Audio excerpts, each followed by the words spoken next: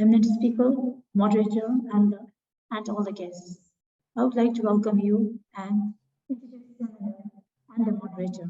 His Majesty's Royal Kashu on Civil Service Reform observed that the 21st century technology will be driven by artificial intelligence, robotics, automation, big data, and blockchain, while digital currency, digital wallet, digital banking, and quantum computing will define the financial landscape.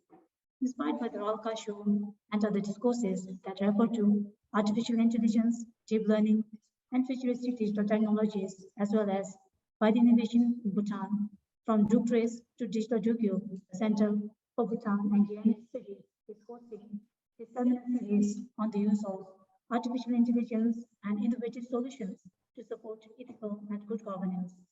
I'm the speaker from the group from policy and from academia will share the positive roles that technology and artificial intelligence can play, so listeners ponder how and whether they might advance GNH across Bhutan. Please check the CBS website or Facebook for details of upcoming talks on these and other topics. And be sure to register so you can join by Zoom, where you have the opportunity to interact directly. All the talks will be viewed live on Zoom and Facebook page. They will also be archived so they can be viewed asynchronously from our website, YouTube, and Facebook page as well. I'm delighted to introduce our moderator for this session, who will in turn introduce the keynote speaker. Our moderator today is Mr. Jigme Tenzing, Director of Department of IT and Telecom. He has been working as the director of the department for past 2 years and has been working over 10 years in the adoption of ICT technologies in RGB while defining and shaping the path of the department. He has the opportunity to manage technical teams involved in bringing about e-government innovation and transformation in RGB over 16 years. Mr. Jigme Tenzing graduated from University of Wollongong in USA with MSc in Information and Computer Science and BSc in Information and Technology from Thammasat University in Thailand. Over to you, sir. Good afternoon, everyone.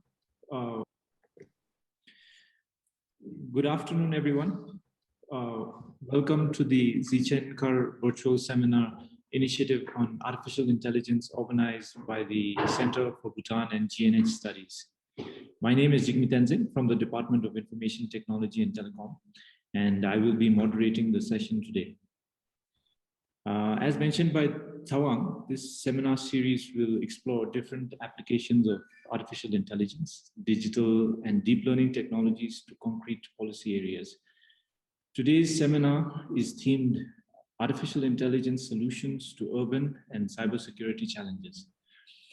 I'm truly delighted and honored to welcome Dr. Yudhistira Nugraha, Director of the Jakarta Smart City Center of the Provincial Government of Jakarta, Indonesia's foremost urban digital technology center.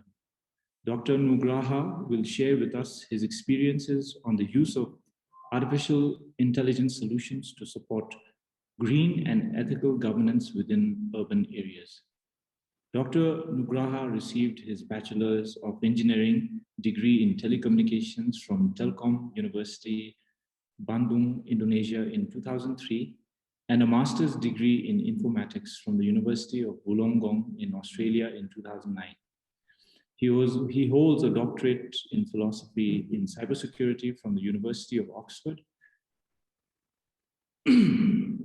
Before heading the Jakarta Smart City Center, Dr. Nugraha served as the head of Institutional Cybersecurity Section, the head of the Electronic and Digital Economy Control Division, and head of the E-Government Services Section of the Republic of Indonesia's Ministry of Communications and Informatics.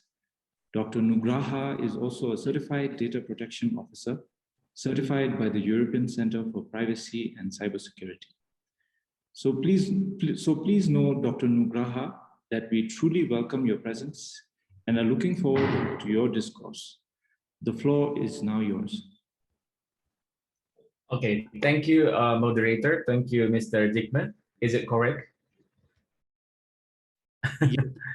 Okay, thank you for inviting us, especially Professor Sabina from University of Oxford. So good morning for those who live in the UK, and good afternoon for people in Bhutan and also in Jakarta. So first of all, I think the moderator already introduced me. I'm a Yudhistira Nugraha from Jakarta Smart City. Today, I would like to share my slide. Can you see my slide?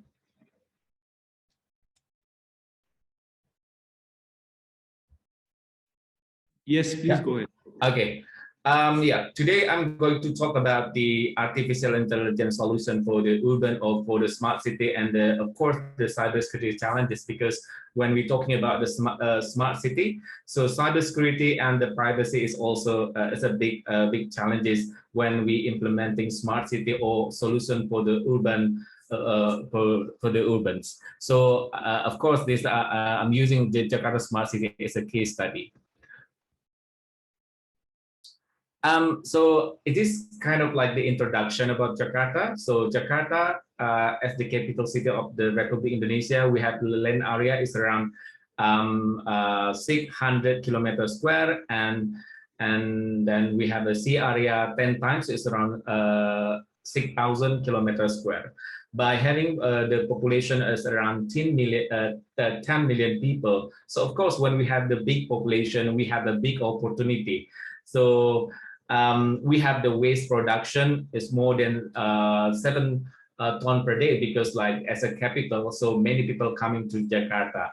So in terms of the number of vehicles, so we have around 13.3 million motorcycle and 3.5 million car. So having this number, so we have the opportunity. Let's say, for example, by using artificial intelligence, we can improve or we can increase our tax revenue. So we can using artificial intelligence by checking the flat license, whether or not they already pay the taxes or not. So I will discuss later on the next slide.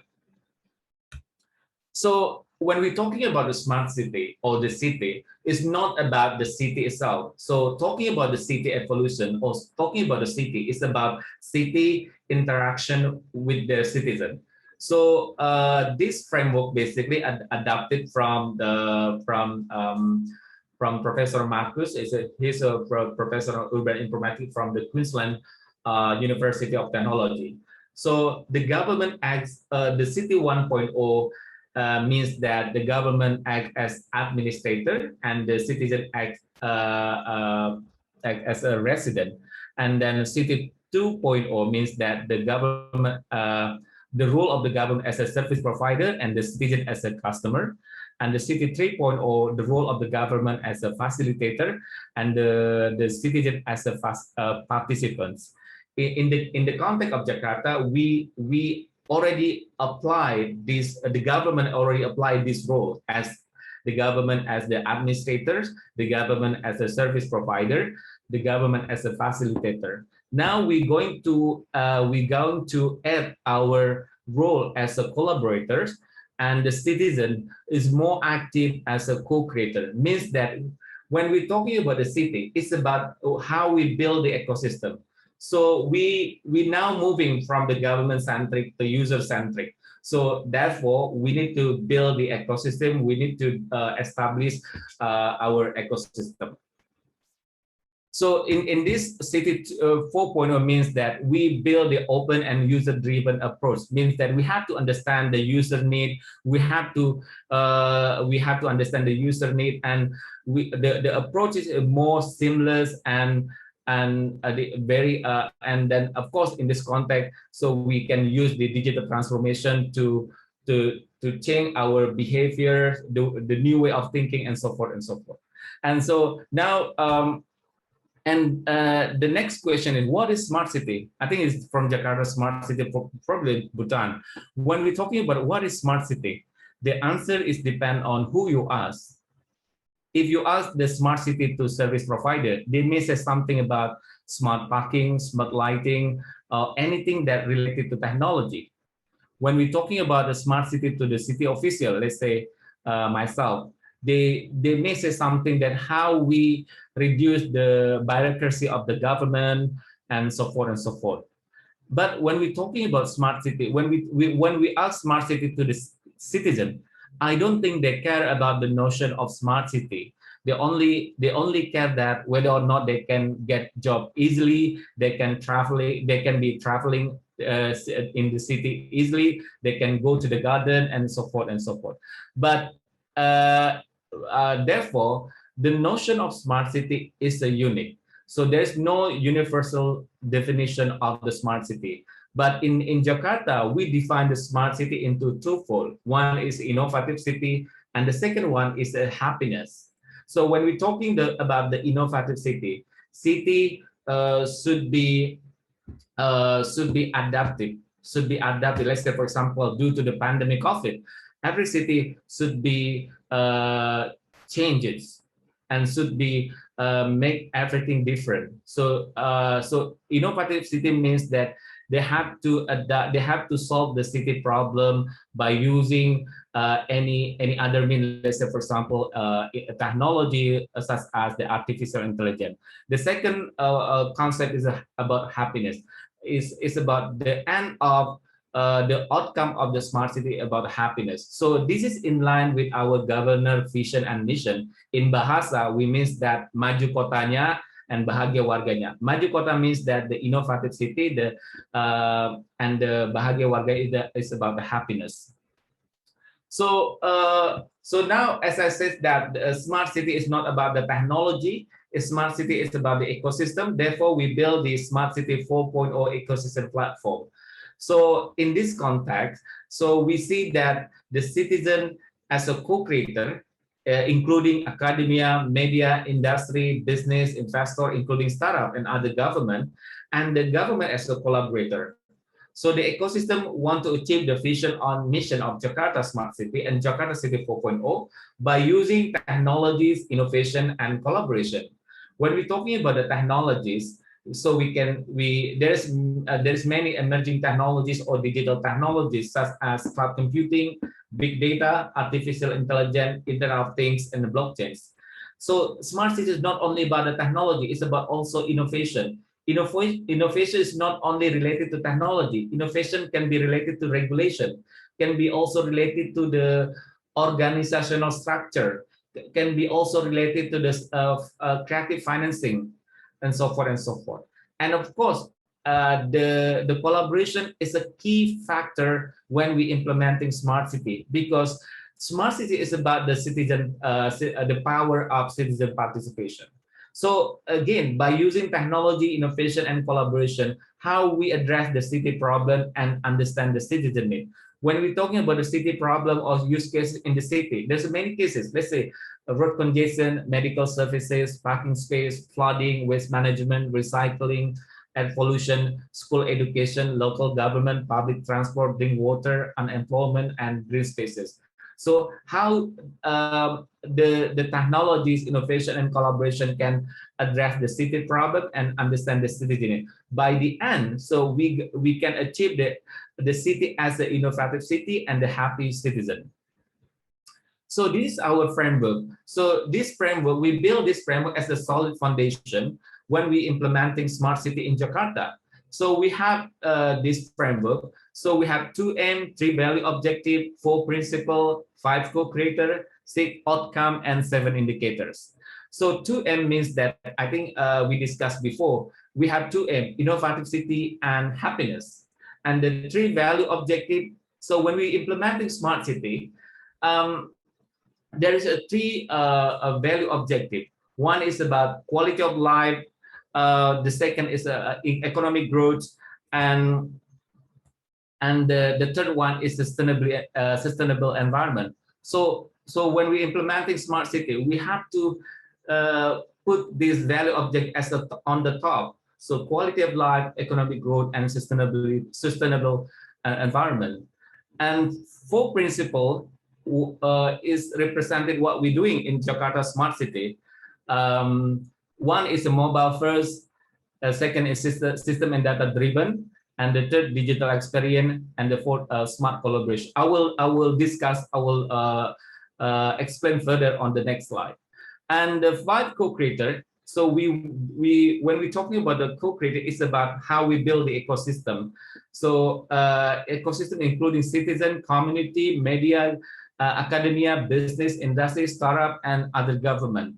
And 6 outcome. Talking about smart city is not only about the output. It's not only about the installing CCTV in the city. It's not only about having the common center or and so forth and so forth. It's about how we build the equitable, inclusive, and positive. Equitable means that any entities in the city have the same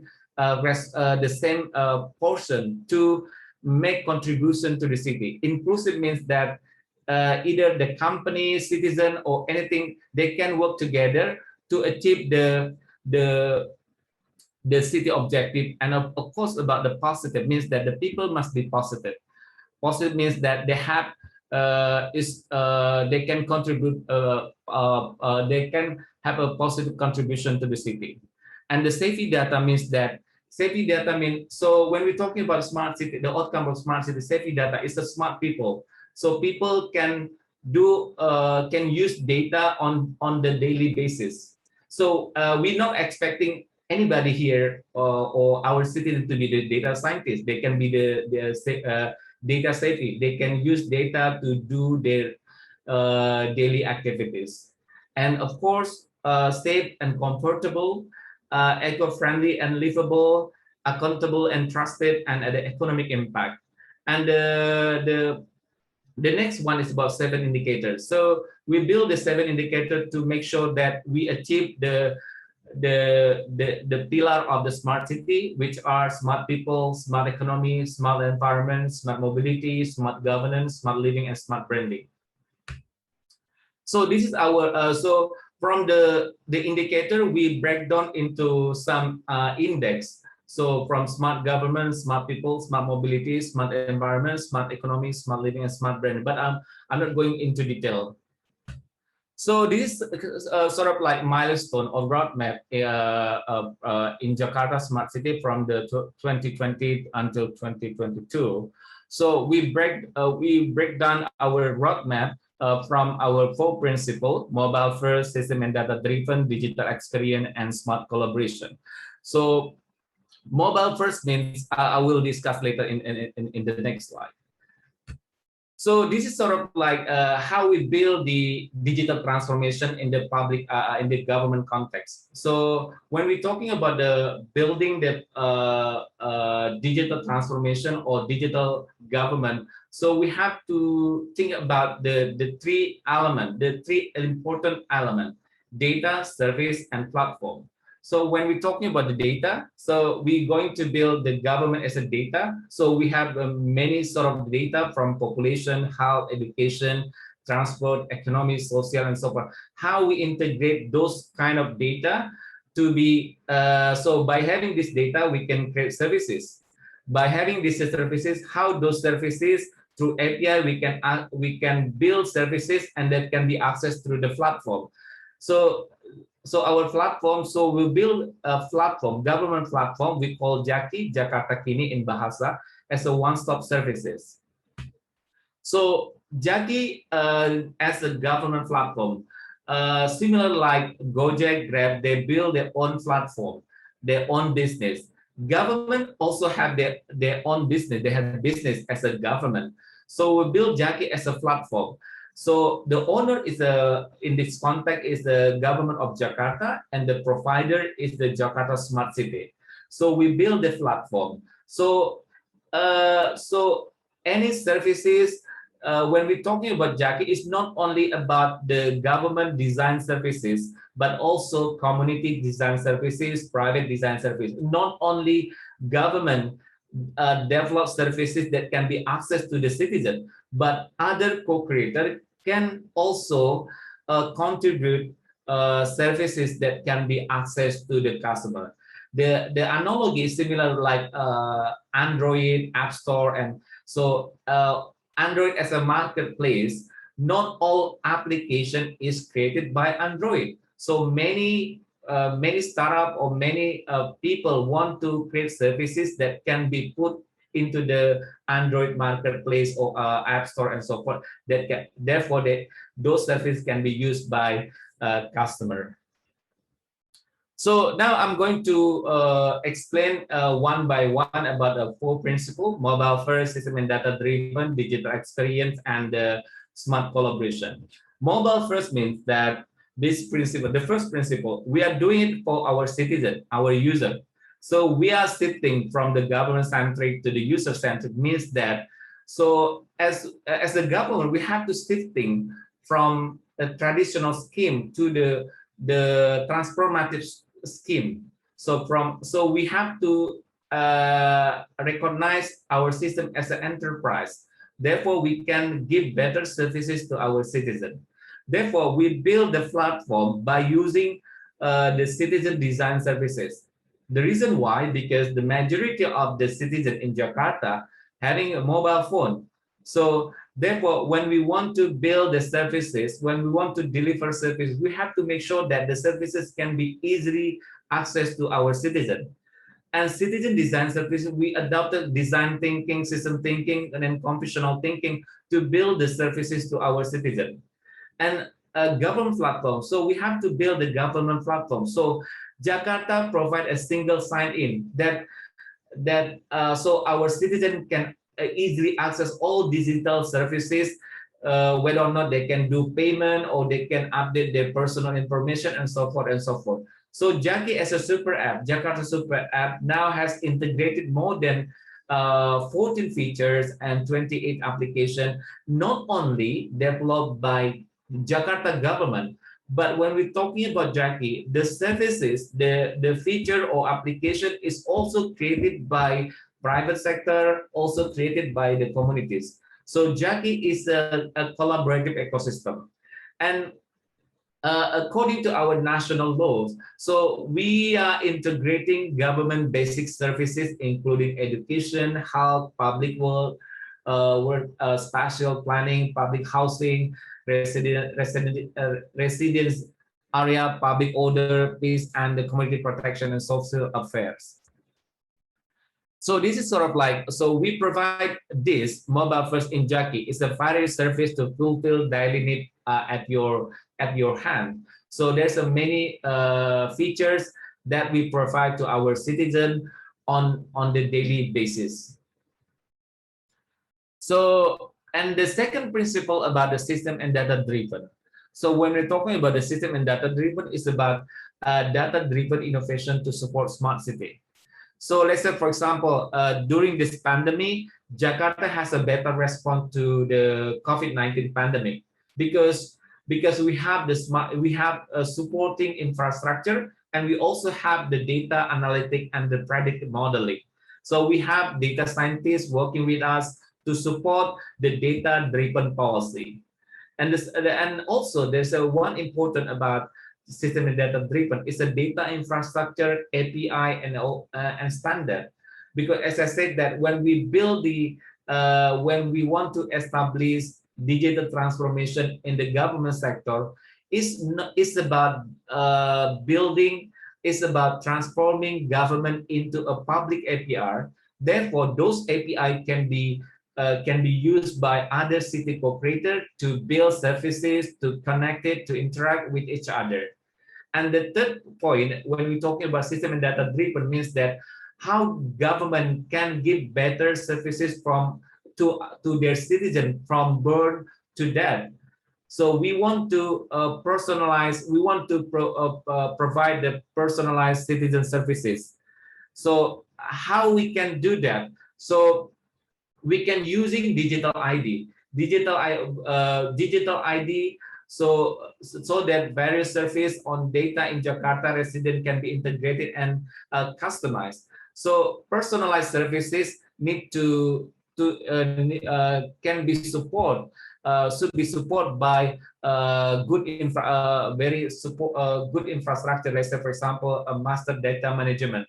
So by having master data management, so we have to have the accurate information, accurate data. Therefore, when we have the accurate data, we can personalize service to our citizen. and of course, by using digital ID for Jakarta resident. And this is sort of like this is basically is on the under development of our team. So this is kind of like single sign-in ID connected to all government services. So it's sort of like inclusive and personalized welfare services. And the third principle is the digital experience. So digital experience is a part of the digital transformation. When we're talking about digital transformation, how we, it's not only about the technology, it's about people and process. So there's, when we're talking about digital experience, it's about, one is about design thinking for cities, system, and product and services. As I said, that design thinking is about how we understand the user need, how we understand the need of our citizens by using technology, innovation, and other tools to improve their quality of life, economic growth, and so forth and so forth. And the second point about system thinking. So we have to recognize the city as a system of system, because city consists of many systems: transportation, education, electricity, and so forth and so forth. So ICT integration to the city. So this can be helpful to integrate both public and private domain. And the third one is about computational thinking.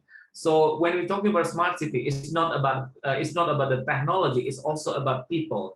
So how we improve the competency awareness of our people, of course, by understanding of human behavior, of course, by using computer science, how we can be a problem solver in our city. And this is sort of like digital services on that provide provided in Jaki. So there's many digital experience that we provide to our citizens. And the fourth principle is of smart collaboration. So it said that, so we see that the problem is not only solved by the government alone. So we have to collaborate with our co-creator to provide various solutions. So working with others, other governments. So as a sister city, Jakarta and Bandung, we build the Future City Hub. So the Future City Hub means, so we want to understand the local culture, innovation ecosystem, languages. And so Innovation Hub is also as a multiplier effect. So for innovative digital technologies. So we also provide the playground. Jakarta as a playground, we give the access API to our co-creators, therefore they can provide the service to our citizens. Co-develop means that, so we pitching the problem to the government.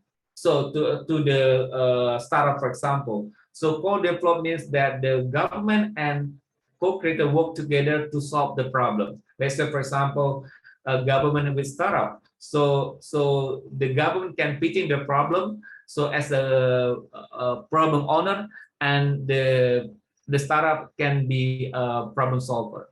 And also a customer. For the proven concept, Jakarta can become the customer. Let's say, for example, we want to increase the number of transport service to the disability people. So we can work together with Gojek, Grab, because they already have the tool or the system that can increase the number of the public transport for disability people. And collaborative sandbox is a space or a room for discussion between the government and the company as a problem owner and problem solver to provide innovation and the innovative solution to solve the Jakarta problem. And the smart collaboration, we also put the smart collaboration into Jaki. And now, so this is sort of the introduction. Now I'm going to talk about some use cases by using the artificial intelligence in Jakarta. So this is talking about the artificial intelligence. I think already most of you know about the artificial intelligence and machine learning and the deep learning. So there is many opportunity by using artificial intelligence. Let's say, for example, very simple one, to recognize images and also create perspective and understanding, learn from experience, of course, and at the end solve the complex problem. So let's say, for example, this is some use cases that already done in Jakarta. So this is something that we work together with one startup in Jakarta. So to improve, because there is to improve tax revenue in Jakarta. So we can, by using AI, artificial intelligence, so we can check whether or not this vehicle already pay the tax or not. So this is, and this is also we can we can use the CCTV camera and embedded analytics, so we can check, and they can also, if they haven't paid the tax, they can pay directly by through the bank or other scheme like Gojek, Tokopedia, and so forth and so forth. And the next use cases, last year, due to the pandemic COVID, we built the Corona Likelihood Matrix. So what is CLM? So CLM is a self-screening application, is self-assessment, that we build these apps or this application by using machine learning technology to improve the use of the test PCR. So CRM will assess you in measuring the risk of the possibility of COVID-19 and recommended what you need to do. So there's this is modeling that we built by using machine learning. So we trained the more than 200 data, and then the result. So we have a good result is more than 80% data is accurate. So this is some variable used in CLM. So as I said that this is sort of like self-assessment. So the result, whether or not they have a low risk to the COVID-19, medium risk, or high risk. And this is same thing. And also we have CCTV integration in Jakarta. So we can during the last year, during the COVID-19, we can also check that whether or not people wearing the mask. So because under the regulation, every people must use mask when they are traveling, or when they are meeting people, and so forth and so forth. And also, as I said, that the use of the AI to recognize the images. Let's say, for example, this is some use cases, image recognition and the video analytics. So we can decide whether or not this is a car, or whether or not this is a tuk-tuk or motorcycle, and so forth and so forth. And also fast mask detection that already explained previously. And also we are something like social distancing measures. So we can also check whether or not a social distancing measure is applied in the public space, like station, market, and so forth and so forth. And some in Jakarta about how the role of the artificial intelligence in Internet of Things. So when we're talking about the Internet of Things, it's not about the internet. It's about things connected to the internet. So there's many cases that we already have by using Internet of Things. For example, garbage truck tracking, smart street lighting, ambulance tracking, Transjakarta bus tracking, monitoring Jakarta air pollution standard, water pump machine, and geotagging based reporting channel. So these features, basically you can use this feature to Jaki as our super apps, so people can report any problem to the government, and then citizen can monitor whether or not the report already followed up by the government. They can see the result. They can monitor the report has been submitted to the government. And also we in flooding, so people can monitoring some area in Jakarta. So this feature basically so citizen can also monitor 20 sensor that already installed in the 13 river in Jakarta. So this, so basically, they can also see some area that let's say for the monitor the water level and so forth and so forth. And the monitoring Jakarta air pollution. So we at the moment we install some sensor in some part of Jakarta, so we can see that the index of air pollution in Jakarta. And traffic, so so we used to work with traffic. So I used to use the traffic to go to the to do the bus station. So I can check whether the bus station is coming to the bus stop or so forth and so forth. And ambulance tracking, so we can also tracking the ambulance working traveling or working in Jakarta, and also tracking garbage trucks and smart street lights. And now, so I'm talking about the smart city. There's a big issue. It's about security and privacy. So when we talk about the cybersecurity challenges, so there's many factors that can impact the smart city, or that can impact the use of the urban design, the use of the artificial intelligence for the urbans. One is about the personal data privacy.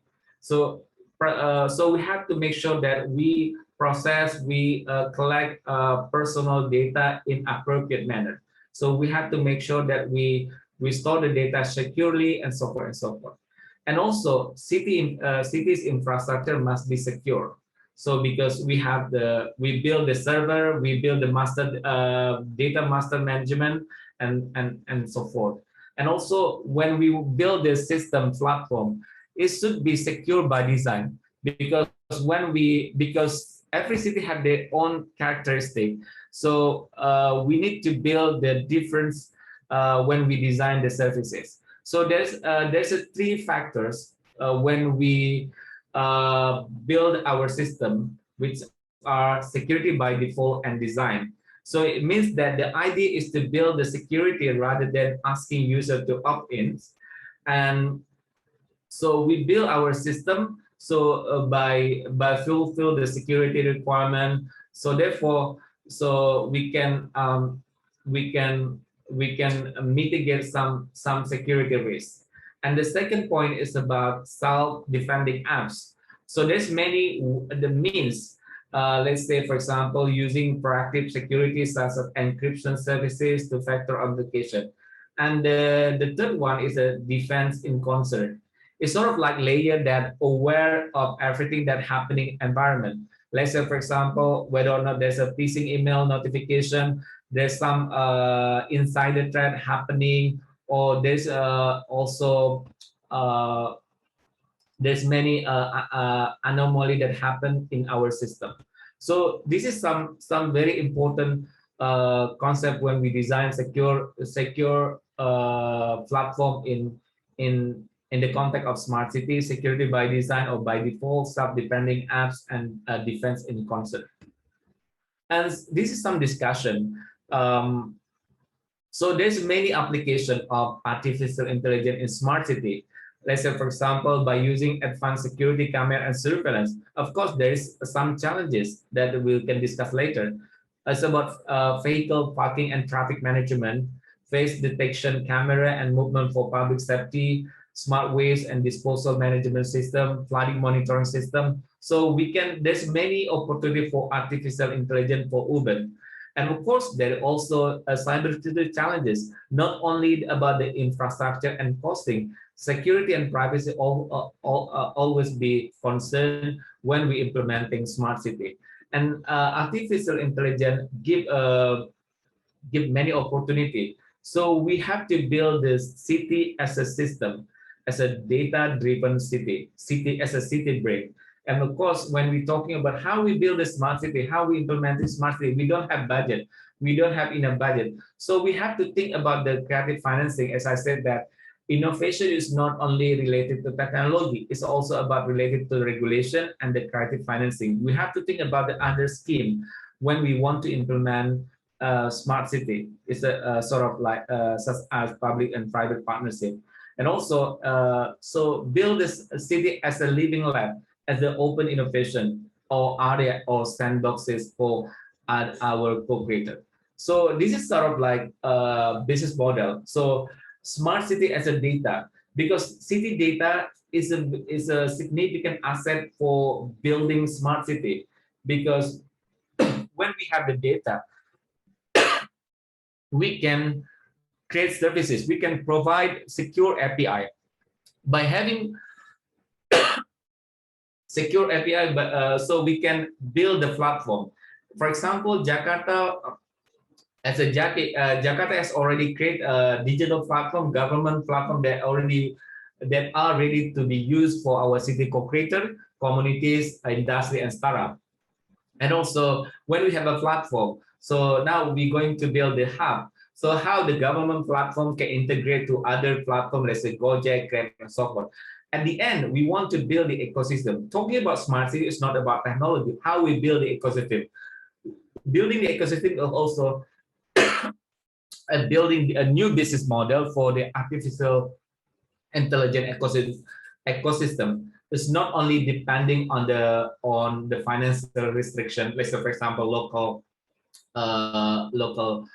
budget and so forth. So we have to have the think about the creative financing when we implementing a smart city solution. Thank you very much for your attention.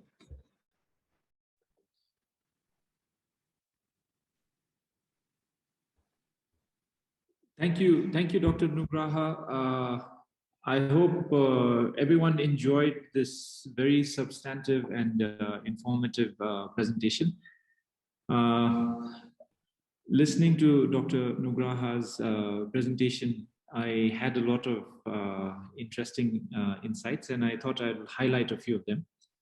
While I'm doing so, if I may request the participants in the Zoom meeting, if you have any questions, please kindly raise your hand, your electronic hand. And for those of you who are joining us through social media, please feel free to share your questions, and we will try to get to as many of them as possible.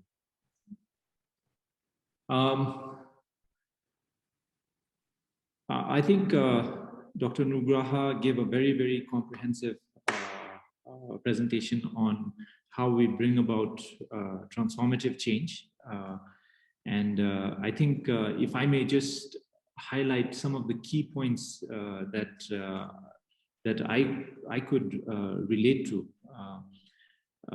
You started off with a very clear and concise definition in terms of what smart city means to Jakarta, focusing on innovation and happiness. And you also talked very clearly about a framework for a smart city for Jakarta, and you highlighted that when you talk about a smart city, it is not about technology, but rather about building an ecosystem. And you went on to present a very holistic approach to that development, focusing on 4 principles, focusing on mobile first systems and taking a very systems and data driven approach, looking at the digital experience and leveraging design thinking. And of course, what really struck me was the smart collaboration and how as a city, rather than being an administrator, you would like to work together with the citizens to co-develop and transform the city. I think it would be impossible for me to summarize, everything that you've covered, but I thought I'd take this opportunity to go ahead and ask you the first question. I think Jakarta and Indonesia in general has achieved a lot in terms of digital transformation. And I think one of the key things that you highlighted was that the smart city is not about technology, it's about developing an ecosystem. And I think I personally can really relate with that because a lot of times when we are trying to bring about digitalization and transformation, a lot of times people think it's essentially about adopting this technology and that technology and essentially imagining that it is a silver bullet that will solve all our problems. But I know that unfortunately that's not the case. I think you have gone through a lot of trials and tribulations to be in this situation right now. I was wondering if you could share, some of the challenges that you faced to bring about this fantastic transformation that you've managed to bring about in Jakarta. Thank you. Okay, thank you, Jigme. It's very interesting. So talking about a smart city is not about the city plus technology. It's about how we build the ecosystem. So building the ecosystem means that how we so talking about when we learn about the ecosystem, one entities to other entities interact with each other to achieve the same goals. So smart city is not about technology. Smart city is about people connecting to the people to achieve the same goals. That's the point. So therefore, the ecosystem, let's say, for example, let's say very simple ones. I'm using the use cases that building the Jaki as a super apps. So, like many cities, they develop their own apps. They all the feature is that they develop in-house. So they want to, they own their apps, without thinking that whether or not the user needed these apps. So by building the ecosystem, so these cases, I'm using one case is Jaki as a super app. Jaki, we developed Jaki as a collaborative ecosystem. Means that I said that in Jaki, all the features is not only developed or created by government, it's also created by our co-creator, which are startup, communities, and so forth and so on. Some feature, let's say, for example, CLM, Corona Likelihood Matrix. So we collaborate with Harvard University, one of students from Indonesia, of course, and other entities to go further, to build the self-assessment that can be used by Jakartan to assess their to assess whether or not they are have impact to the COVID-19. And there is another feature. So we also build with a co-creator with our startup. It's a digital QR code tapping out and tapping in when you enter the building. So because we have regulation, so by implementing a lockdown scheme, a lockdown policy, only 50 or 20% people can come to the building. How the government can do monitoring? So we have to ask our citizens to tap in and tap out when they enter the building. So we build the features. We're not building the system alone. So we work together with our co-creators, and there's some example. So building ecosystem means that when we build the ecosystem, there's some impact. It's about the economic growth, because we have to shifting from the government centric to user centric. So we have to see that the problem is not only government problem. So we have to share the problem to our society, our co-creator, so they can come up with some good idea to solve the problem. And this is and another example that we want to build is we want to build the innovation hub. So talking about a smart city, I think many people talking about smart city is about installing CCTV, having the common monitoring room, and so forth and so forth. So we build the city as a living lab. So we build the innovation hub. By having the innovation hub, so we can engage with many city co-creators. So we want to build the ecosystem with the government, society, business, and media, and so forth and so forth. That's some example of how we build the ecosystem. This related to the concept of Smart City 4.0 means that the government acts as collaborator and the citizen as a co-creator. That's it. Thank you, Dr. Nugraha. That was a very excellent explanation.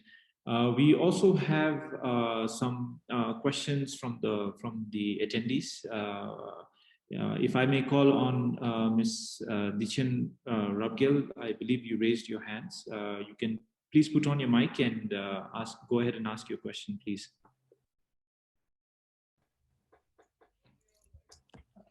Thank you. Thank you very much, sir, and thank you for very excellent presentation. It was very insightful. I would have been more comfortable and more comforting if the topic was AI solutions towards sustainable villages and cybersecurity challenges, given the context in Bhutan. I say this because villages are often seen as very backward. Maybe we are buying in too much Occidental narrative. Because right now the current discourse particularly in Bhutan is cities are inevitable. But then I'm thinking in current context such as COVID, what would have been Bhutan's economy hadn't there been resilient agriculture community based in villages? So the repercussion that we might have when we put too much emphasis on cities as an inevitable forces, given current legal instruments such as minimum to qualify as a home there or municipality, minimum of 50% of the population living in that area should not be dependent on primary activities. That means agriculture should be completely done away with. So from that angle, how then the other problem is last week there was during last week's session. So His Excellency, the Minister also said that artificial intelligence, rather than kind of creating unemployment, would rather generate employment. I do not really necessarily agree with it, because current discourse or currency on universal basic income is primarily because of technology and job loss. So how do we sit with overall issues such as unemployment? And rather, I would, for Bhutan, as I... excuse me, Mr. Dichin, could I request you to maybe finish your question, because we do have very limited time. Thank you. Yes, so right now I see for Bhutan, rather than focusing on satellites, I would focus, because in African countries, there are apps such as iCow and M-Crops, which focus on food security issues. And in a way, I also see it in bringing those rural villages in mainstream development. Thank you.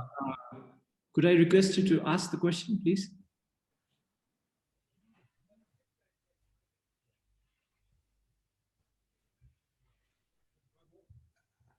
Okay, I think I can summarize the question if I'm not wrong. So basically, so talking about the artificial intelligence, so many people said that artificial intelligence will replace the humans. So I totally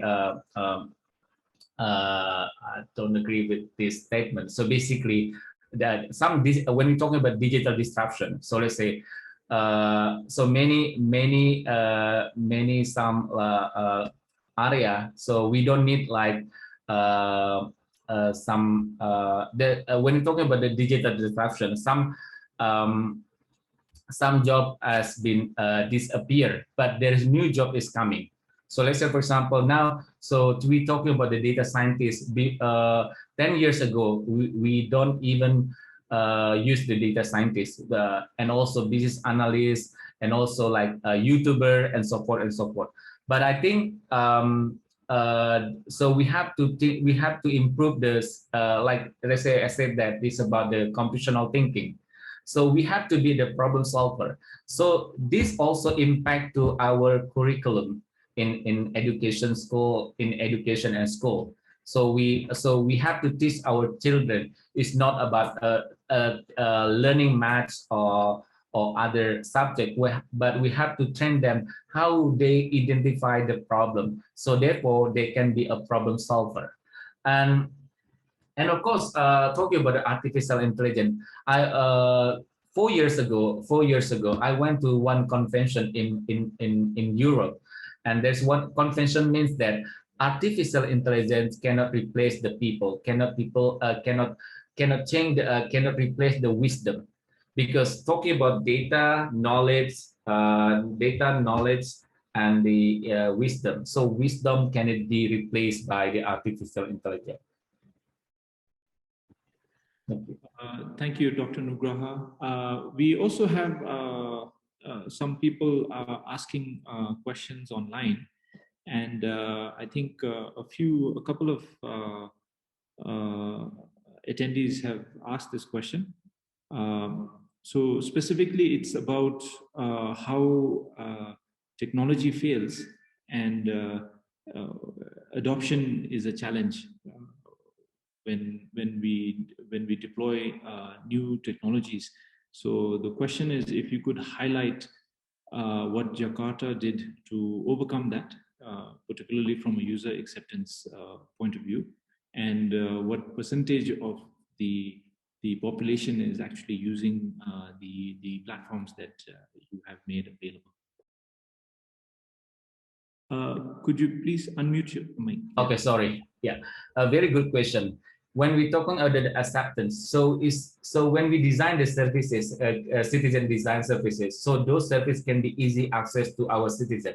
So we also do some survey regularly to make sure that the service that we provide can be easy or can be can be easy access by our citizen. So usability is very important, because usability factors is one our component that usability is one key point. So at the moment, because the platform basically is the as we established this platform, it just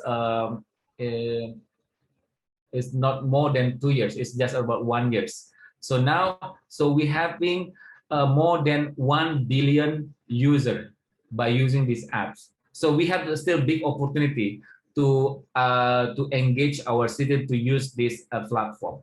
And the second point about usability acceptance. So we last year, so we do some surveys. So more than 80% usability, more than 80% acceptance. They can easily use the apps. And the second, I would like to add some important point. When we build the apps platform, we have to think about the UI and UX, user interface, and user design. So we have to do the research first before we build the services to our the services that can be consumed to our citizen. Thank you. Thank you, Dr. Nugraha. We also have another question. This is in relation to the co-creators, the approach that Jakarta has taken. The question is with regard to how can co-creators take or share credits and accountability when developing systems for the ecosystem. Thank you. Very good question. So taking about the accountability, when we're talking about the business feasibility, technical feasibility, and deliverability, feasibility, business feasibility. When we work together with co-creator. So first of all, we have to think about the business model. So because Jakarta Smart City, so we can do monetize our service to our citizen. And when we collaborate with our co-creator, let's say for startup, so first of all, we have to think about the business model, how we deliver the service to citizen. So about so who can do and what they can do, what they cannot do, and so forth and so forth. And the business model in smart city is very important, whether or not, but this is very challenging. It depends on use cases. Let's say, for example, it's a flat license. How we build so this system basically, so we build the system, collaborate with one startup. So we build the business model. So they can provide the back-end services, we provide the front-end services, or we provide the facilities. So we can calculate about the margin model, or about the revenue stream, and so forth, so forth. There's a when we talk about a business model, first of all, of course, we have the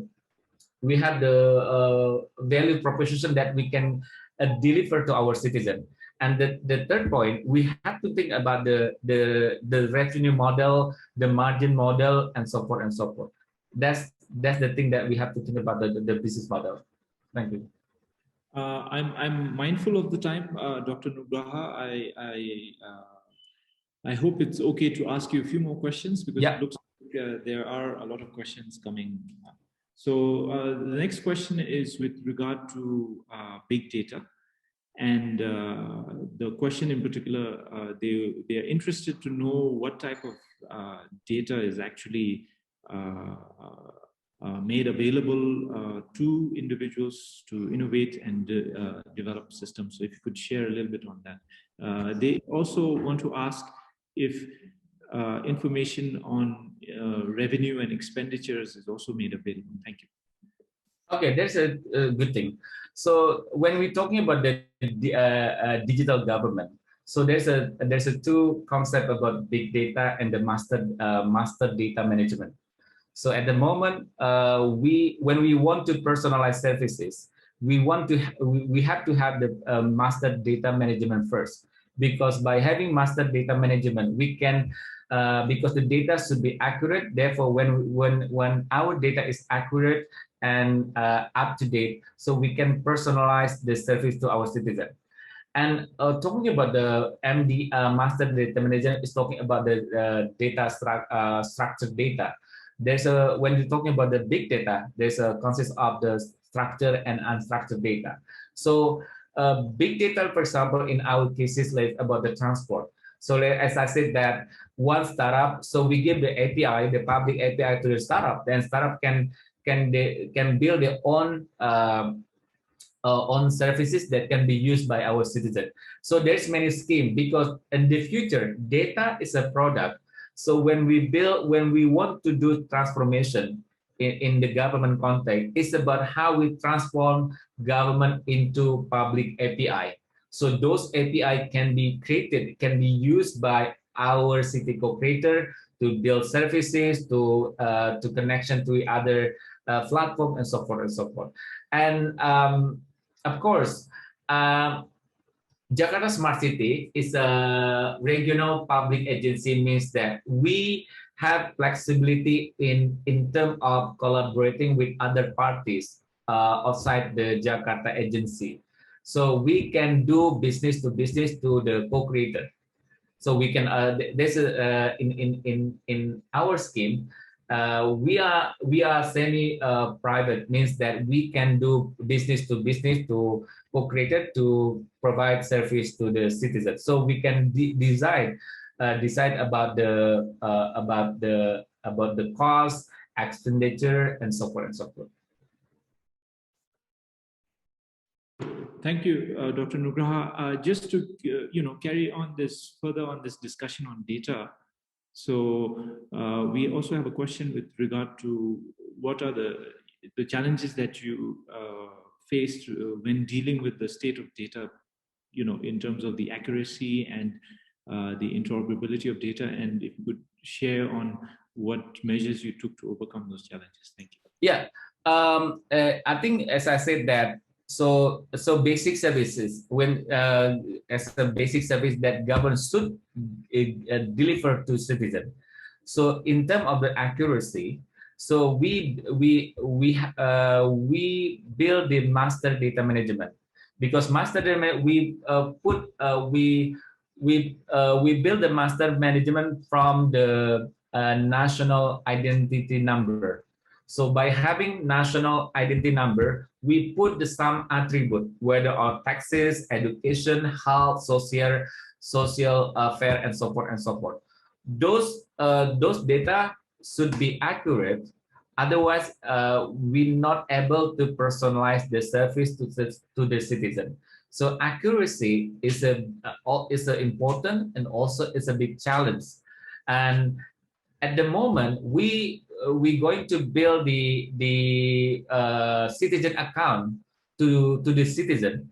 So by providing citizen account to citizen can directly update their data if they want to give some incentive, if they want to give some personalized services from the phone onto the debt and so forth. Otherwise, if they're not updating the data, they're not the government can give incentive to them. For example, whether or not they give some social aid or some other incentive. So they need to update the data if they want some incentive from the government, for example. Thank you, Dr. Nugraha. A very innovative and truly collaborative approach to even addressing some of the challenges that you have with data. I think I'll ask a question from my side, if that's okay. One of the key things that you highlighted in your presentation was with regard to when dealing with artificial intelligence, cybersecurity is a key issue, and you also highlighted some of the things that you're doing with regard to securing data. You also highlighted that privacy is a key concern. And I also noticed that in your overall framework, you also highlighted blockchain as one of the strategic areas. I was wondering if you could share whether you are looking at blockchain and how you might be looking at it, particularly in relation to privacy, etc. Thank you. Okay, thank you. So one thing is about security and privacy. Let's say, for example, artificial intelligence. You know, like by the GDPR, so smart city is a big challenge. Smart city provider or smart city authority, because we are monitoring all citizens on daily basis. Therefore, we have to comply with the regulation. So because we collected many data, we analyze, we do profiling, we do, because when we want to personalize service, of course, we do profiling to our citizens. So we have to have a legal basis of processing personal data. Therefore, it's very related to the privacy. And of course, artificial intelligence is also matters to the security and privacy, because they of course it's a big challenges, and this is that can be also can always be there when we implementing smart city. And also the second point is about the blockchains. At the moment, so there is many use cases when we implementing blockchain. Let's say, for example, land certificates. When I used to work with the Ministry of Communication, so we proposed some proposal about the use cases in the blockchain for the land certificates, the land certificates. So because the problem now is because land certificate can be modified, and can be replicated, and so forth and so forth. By using blockchain, it can help the government to make sure that the land certificate is authenticated, and so forth and so forth. And the next point about digital identity. At this year, we want to build the Jaki as digital identity, but we start from the building digital identity by having the master management. Next feature, we want to build blockchain into it. So because the digital identity as a good use cases in the blockchain, but at the moment, we haven't used the blockchain technology, but so we are on the way, we are on the ongoing using of blockchain to support the digital identity.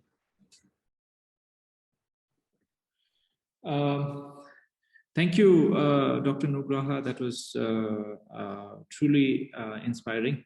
So I will now offer a word of thanks so that Your Excellency can depart for your next engagement. Meanwhile, the Zoom call will continue to remain open so that those who would like to continue with the discussions can avail the opportunity. So please stay on the call if you would like. But first, our vote of thanks. Your Excellency, you have piqued our curiosity and given us confidence in our own journey towards digitalization. Your presentation balanced technical aspects with our understanding of the practicalities and the challenges of creating cross-cutting changes across government. We are all very impressed by the experience of Jakarta Smart City and by your own passionate commitment to using digital technologies in the service of the nation. At the same time, we leave this seminar with great enthusiasm and zeal in forging our own path in this area. We are grateful for your time, for this connection to you, for the enriching discussions, and for the wonderful way in which we have continued the momentum of our high-level seminar series on the use of artificial intelligence and innovative solutions to support ethical good governance. I also like to take this opportunity to thank the participants for the interesting and insightful discussions. May I remind our audience that these seminars will continue over the next 3 months, thanks to the leadership of Dr. Karma Ura and the Center for Bhutan and GNH Studies. The seminar tomorrow at 4 p.m. is with Professor Brewer and Dr. Tenzing, and will touch on issues on the science of emotions and mind training. Please do register for this and follow seminars on the CBS Facebook or website or via Instagram. Once again, thanks to Dr. Nugraha and his team in Jakarta for our high-level discussions today. Thank you so much, Doctor. Thank you. Thank you all. Thank you.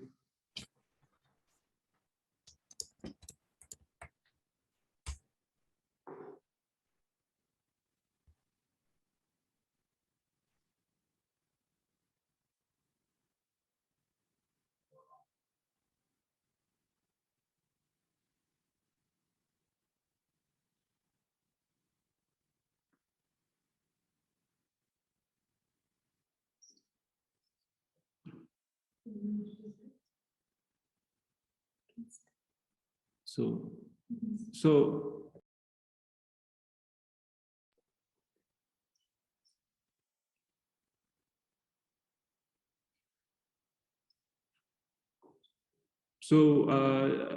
I think Dr. Nugraha. I can leave it. So can I leave or just? Yes, yes, Dr. Nugraha. Okay. Thank you very much. Thank you very much. See you then. Bye bye. See you.